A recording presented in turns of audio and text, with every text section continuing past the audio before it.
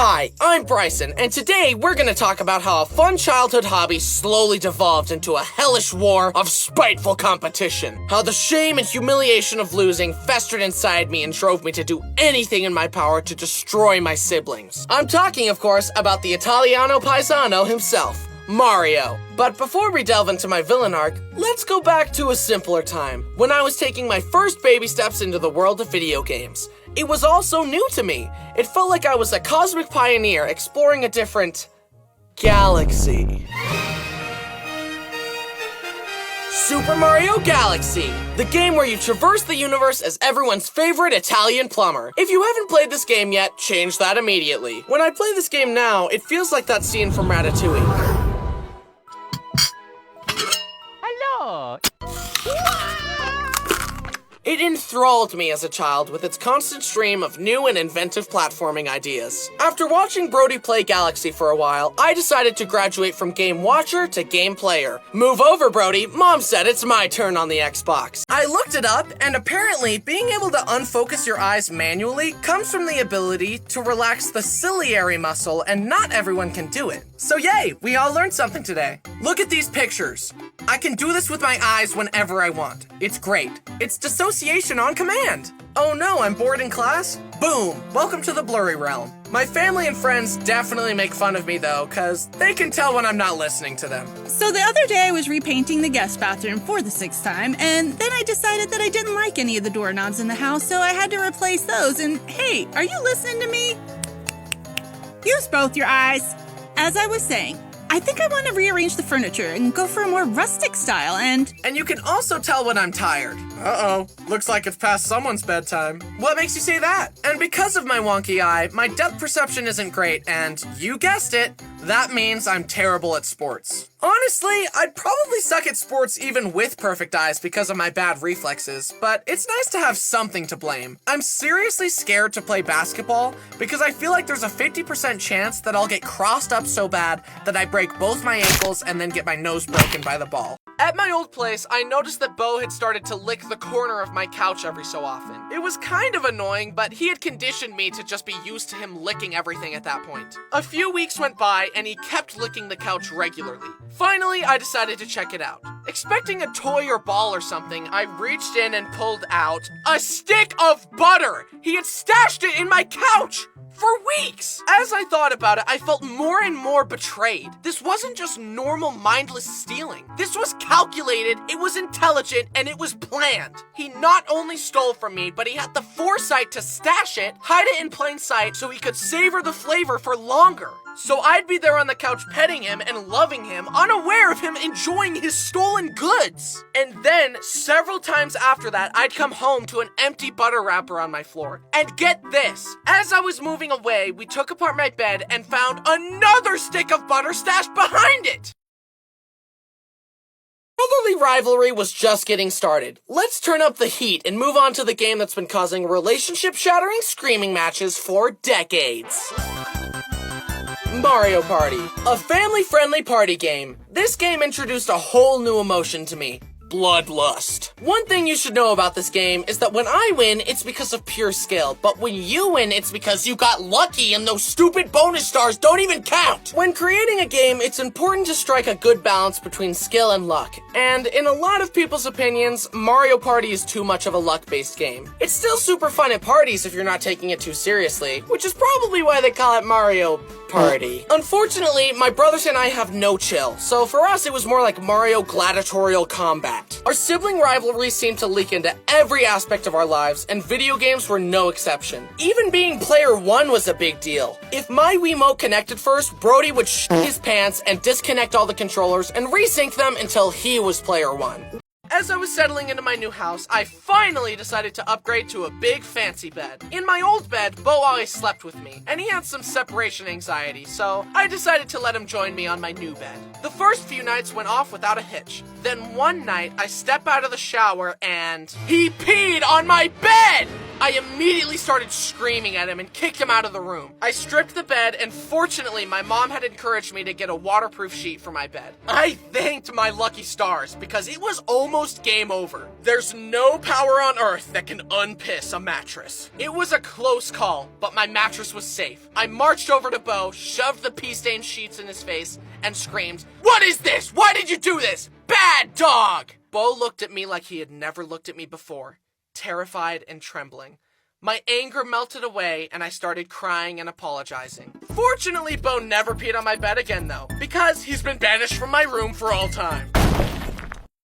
My dad is known for picking up a new hobby, getting super into it, then dropping it entirely. Rinse and repeat. Baking sourdough, beekeeping, smoking meats, astronomy. One that stood out though was when he wanted to raise a bonsai tree. He was super excited about it, but in classic dad fashion, lost interest and the bonsai tree withered. Then he would try to get back into it and water it and take care of it, but then forget again. This kept happening until eventually the bonsai tree was clearly dead. Despite this, Dad kept living in denial and saying it would come back to life and insisting that giving water to a tree corpse would fix it. Dad, it's time to let him go.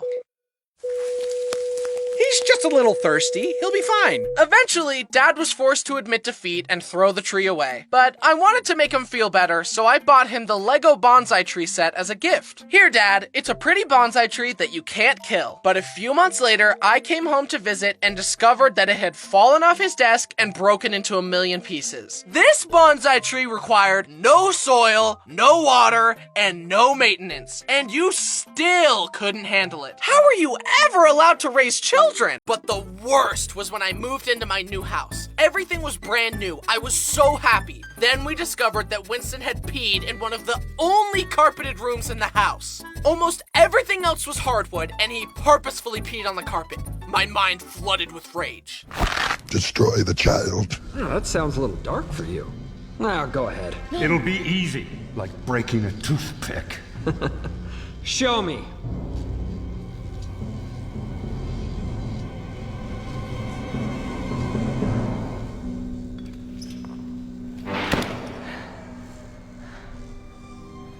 I knew you couldn't do it, even when you have nothing to lose. You're weak! And I've outgrown you. But my imagination did not stop there. I used to grab a bowl from the kitchen, go outside, gather an assortment of nature's finest materials into a bowl. Grass, leaves, herbs, berries, you name it. And I would pretend I was brewing a magical potion. Mom, drink this. It'll turn you into a giraffe. No thanks. I'll just stick with my sandwich. Fine, I'll drink it. Bryson, don't! Wow, it really worked. Ooh. Ooh.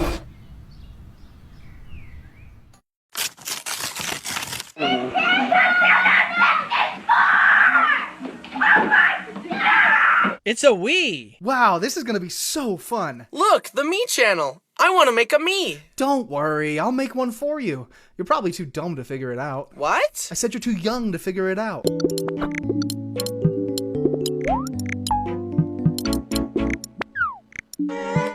And there. That's what you look like.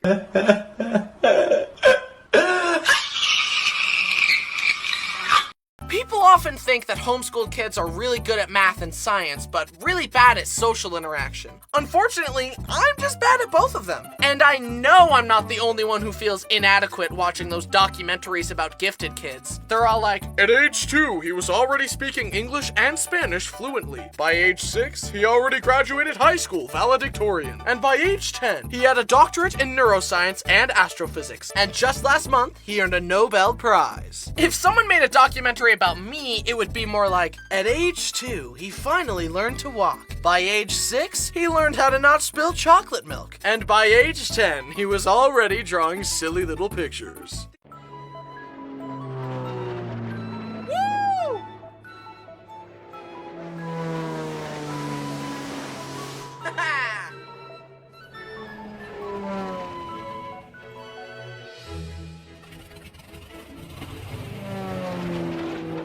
Yeah! What's his deal? We don't know. We just try to avoid him. He's a homeschooled kid. Oh. I also loved it when my parents would let me get Harry Potter Legos, because then I got to build the magical world I loved so much. I liked being able to build cool stuff. Legos are cool. Wow, Bryson, you still build Legos? Grow up. Legos are toys. I warned you.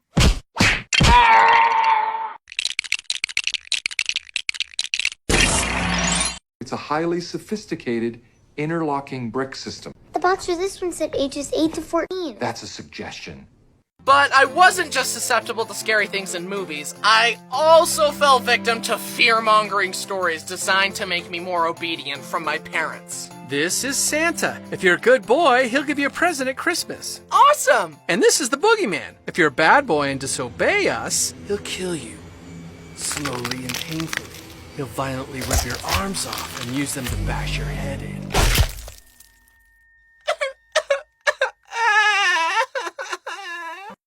The next morning, Mom took me to the pet store and got me another one. I named him Oreo, and he lived a long, happy, natural hamster life of 2 years. They don't live that long. Also, one time I was at a friend's house, and he had 2 little twin brothers.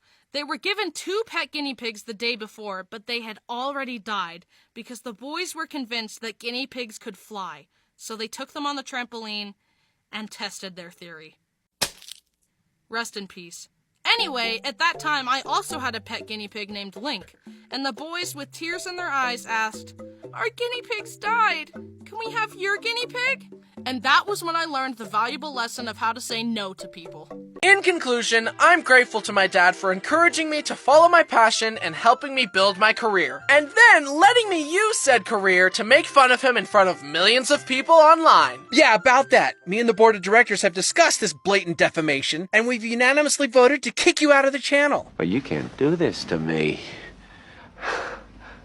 I started this company. You know how much I sacrificed? Hi, I'm Bryson, and today I've created the most entertaining and epic video you could ever imagine. So let's just get into it. Yeah, I'll just figure it out as I go.